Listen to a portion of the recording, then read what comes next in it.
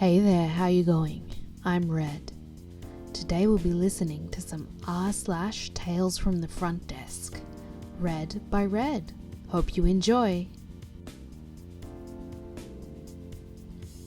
I feel like it's maybe a little too late to get a refund on that. So I just had this phone call. Caller. Hi, I just learned that there's a law that when you stay in a hotel for more than 30 days, you get a refund on the taxes you pay. Yes, this is correct. Okay, so I stayed there for 4 months, back at the start of 2013. Can you do the refund or do I have to talk to a manager? At that point, I stammered and made some unintelligible noises. Probably best transcribed as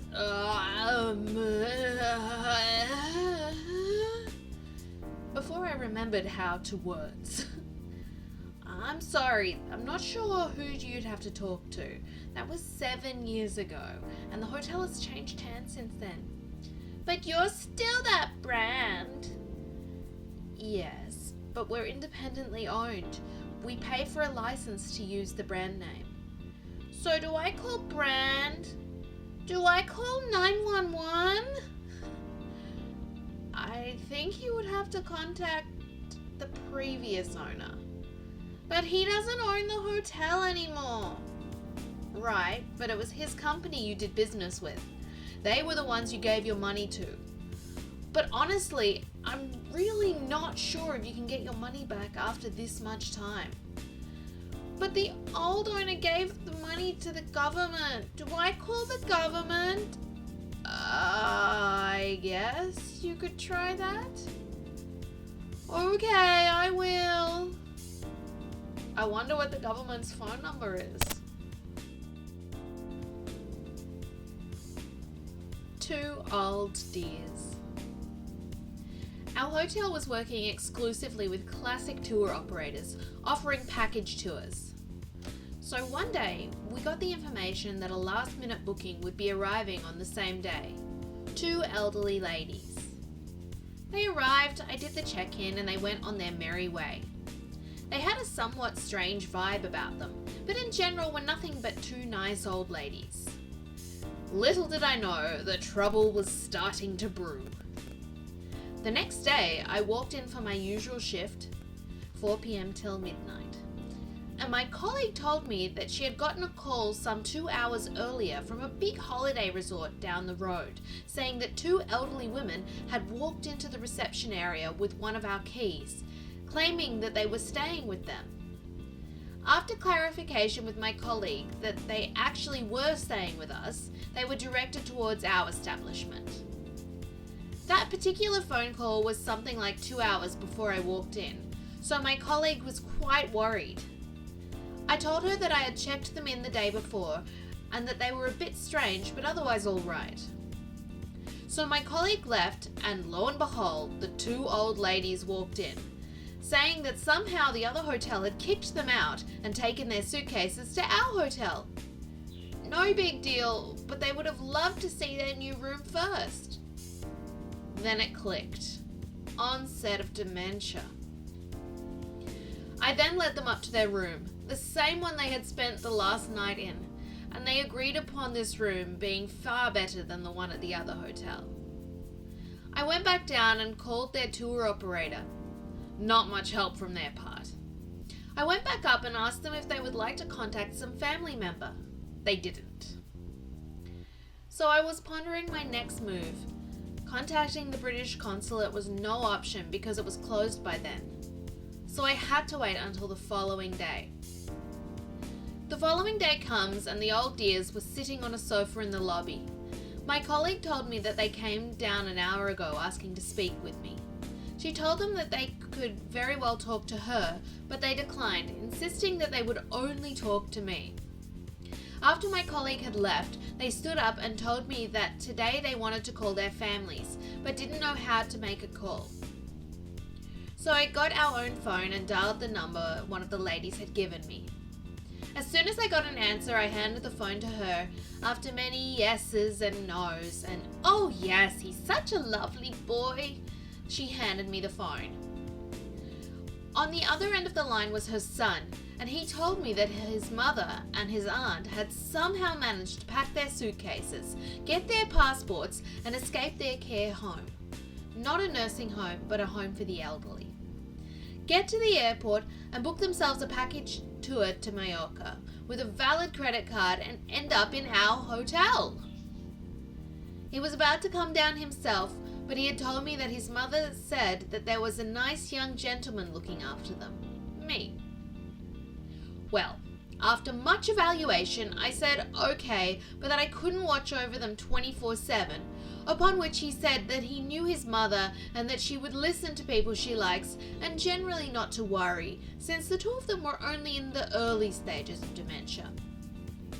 Okay, to cut an already long story short, they had the time of their lives for the 2 weeks they were staying with us. Everybody kept an eye out for them, and they always found their way back to our hotel and always had a smile on their face, always laughing at it and joking around. I'm so glad that we gave those 2 old dears 2 weeks of joy, probably the last time in their lives. This took place in 1999, so nobody had mobiles back then. But I'm a member, so I get late checkout. Tonight's tale comes from the entitled bumhole that decided he was going to yell at me over a late checkout and ended up having to look for another place to stay instead. The cast includes me and entitled bumhole. Entitled bumhole walks into the lobby. Me. Good morning, how can I help you? I need a room. Here's my number. He reaches around my plexiglass barrier and tries to put it in my face. Sir, please don't put your hand around the plexiglass. You can show it to me through the glass or you can tell me the number. Fine. He puts his phone up so it's directly touching the plexiglass. Okay, thank you. We have 1 king or 2 queen beds available tonight. The membership rate is $99 plus tax. That's fine. Just 1 bed. I need 2 p.m. checkout. Unfortunately, we don't have any 2 p.m. checkouts available today.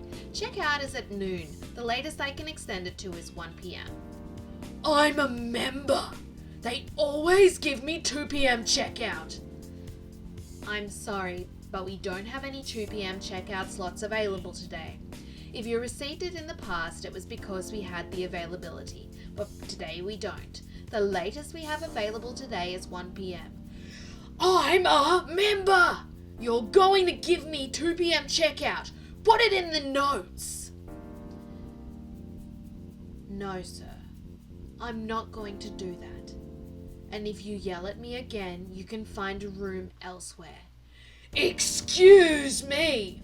I'm a member! I want to speak to your manager! I'm getting my 2 p.m. checkout! You can leave the property now. Since you've decided to continue yelling at me, I'm no longer willing to rent you a room. Have a good night. You can't treat customers this way! You're going to get fired over this! If you don't leave now, I'm going to call the police to escort you off the property. This is crap! You're going to get fired over this! Don't you effing call them! I'm leaving! He starts walking out the door. He gets halfway out the door and yells as loud as possible. Effing dog! He runs out the door before I even have a chance to respond. Entitled Bumhole isn't even some top tier member. He's the second lowest tier. The only one below him is the free membership people sign up for just to save $5. We only give late checkouts to our highest tier members and the second highest tier members. He's not even supposed to get late checkout anyways. I hope you enjoyed that r/Tales from the Front Desk, read by Red.